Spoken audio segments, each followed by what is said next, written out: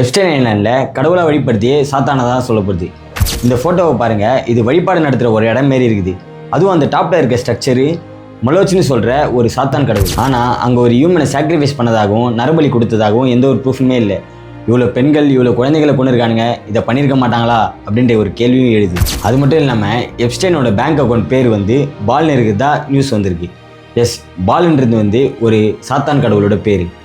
அப்போ அந்த கடவுளுக்காக அங்கே நரபலிலாம் நடந்திருக்குமான்னு கேட்டால் யாருக்கு தெரியும். FBI ஐலாண்டை ரைடு பண்ணதுக்கப்புறம் அங்கே இருக்க பில்டிங் எல்லாம் டாக்குமெண்ட் பண்ணியிருக்காங்க. ஆனால் அந்த டெம்பிளோட எக்ஸாக்ட் யூசேஜ் ரிப்போர்ட்டை மட்டும் ஏன் பப்ளிக் டொமைனில் ரிலீஸ் ஆகலை? நல்ல வேலை, ரேசிசம்ன்ற ஒன்று இருந்ததுனால்தான் பாதி பிளாக் கேர்ள்ஸும் குழந்தைகளும் காப்பாற்றப்பட்டிருக்காங்க அந்த கொடுமையிலேருந்து. முன்னாடிலாம் சின்ன குழந்தைங்களோட ஃபோட்டோஸ் வீடியோஸ்லாம் இன்ஸ்டாகிராமில் பிளர்ராக காட்டுவாங்க. ஆனால் இப்போ அதெல்லாம் நம்மளால் ஈஸியாகவே பார்க்க முடியுது. இதுலேருந்து என்ன சொல்ல வராங்கன்னா, இது எல்லாத்தையும் நம்ம பார்த்துட்டு ஈஸியாக அக்செப்ட் பண்ணிட்டு போகிற மைண்ட் செட்டுக்கு கொண்டு வராங்க. நம்ம ஊரில் நடக்கிறதே நம்ம பேச மாட்டோம், இல்லை அங்கே நடக்க போகிறதெல்லாம் பேச போகிறோம் இல்லை?